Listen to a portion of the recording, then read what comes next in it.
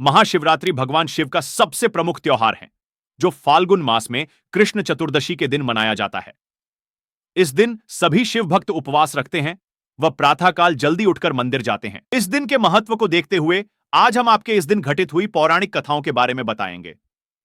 बहुत से भक्त शिवरात्रि व महाशिवरात्रि को लेकर दुविधा में रहते हैं। बक्सु कुछ को लगता है कि महाशिवरात्रि के दिन शिवजी का जन्म हुआ था, जो कि गलत है। जिस दिन भगवान शिव का जन्म हुआ उसे हम शिवरात्रि के पर्व के रूप में मनाते हैं। इसीलिए आज हम आपको महाशिवरात्रि पर्व को मनाने के पीछे एक कारण नहीं अपितु कुल 5 कारण देंगे। भगवान शिव का अग्निलिंग के रूप में प्रकट होना। एक बार भगवान ब्रह्मा व भगवान विष्णु के बीच में इस बात पर विवाद हुआ कि दोनों में से कौन महान है। भगवान ब्रह्मा कहते कि मैं सबसे महान हूं, तो भगवान विष्णु ने स्वयं को सबसे महान बताया। उनके इस विवाद को समाप्त करने के लिए भगवान शिव अपने अग्निलिंग अवतार में दोनों के सामने प्रकट हुए, जिसका न ही कोई आदि था व न ही कोई अंत। तब भगवान ब्रह्मा व विष्णु अपने अपने वाहनों हंस और गरुड़ध्वज पर बैठकर अग्निलिंग के दोनों छोर पर उसकी शुरुआत व अंत ढूंढने गए। दोनों ने बहुत दूरी तय की व अंत में थककर दोनों ने भगवान शिव को सबसे महान माना। तब से भगवान शिव के अग्निलिंग के रूप की भी पूजा की जाती है। ट्यू भगवान शिव का रुद्र रूप। आप सभी जानते होंगे कि भगवान शिव का विवाह माता सती से हुआ था, जो उनकी प्रथम पत्नी थी। वैसे तो भगवान शिव ने वैराग्य भाव अपनाया हुआ था, जिनको सांसारिक मोहमाया से कोई अंतर नहीं पड़ता था, किंतु वे अपनी पत्नी को बहुत प्रेम करते थे। एक दिन उनके ससुर दक्ष ने यज्ञ का आयोजन किया था, जिसमें भगवान शिव व माता सती को नहीं बुलाया गया था, किंतु माता सती हट करके उस यज्ञ में चली गई थी। वहां अपने पति का अपमान देखकर माता सती ने उसी यज्ञ कुंड में कूदकर अपने प्राणों की आहुति दे दी थी। अपनी पत्नी की मृत्यु के वियोग से भगवान शिव इतने ज्यादा क्रोधित हो गए थे कि उन्होंने रुद्र रूप धारण कर लिया था। वो भयानक तांडव नृत्य किया था। भगवान शिव व माता पार्वती का विवाह। माता सती की मृत्यु के बाद भगवान शिव लंबी साधना में चले गए थे। वो उन्होंने सब कुछ त्याग दिया था। तब पृथ्वी पर माता सती ने ही पुनः जन्म लिया, जिनका नाम पार्वती था।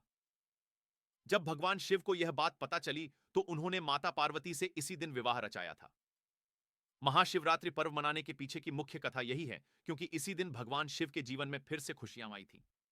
114 भगवान शिव का विष पीना। भगवान विष्णु के आदेशानुसार सभी देवता व दानव समुद्र मंथन का कार्य कर रहे थे। जैसे जैसे वे सभी समुद्र को मथ रहे थे, वैसे वैसे ही उसमें से बहुमूल्य रत्न निकल रहे थे।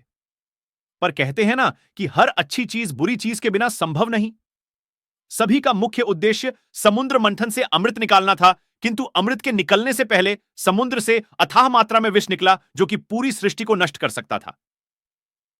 जैसे ही विष निकला, तब सभी देवताओं व दानवों में हाहाकार मच गया। वह सभी ने मिलकर महादेव से सहायता मांगी। तब महादेव ने सृष्टि को बचाने के उद्देश्य से सारा विष पी लिया, किंतु माता पार्वती ने अपने प्रभाव से उस विष को भगवान शिव के कंठ से नीचे नहीं उतरने दिया। तभी से उनका नाम नीलकंठ भी पड़ गया। 25 भगवान शिव का एक शिकारी को मोक्ष देना। शिकारी की इस कथा से ही महाशिवरात्रि के दिन उपवास रखने व शिवजी को बिल्व पत्र चढ़ाने इत्यादि की प्रथा शुरू हुई। दरअसल चित्रभानु नाम का शिकारी था, जो एक दिन जंगल में शिकार करने गया हुआ था। उस दिन उसने सुबह से कुछ नहीं खाया था, किंतु जब उसे एक हिरण दिखाई दिया तो उसने उसके गर्भवती होने के कारण छोड़ बेच दिया। उस शिकारी के साथ इस प्रकार की घटना कई बार हुई, किंतु उसने हर बार शिकार नहीं किया, वह अपनी भूख को दबाए रखा।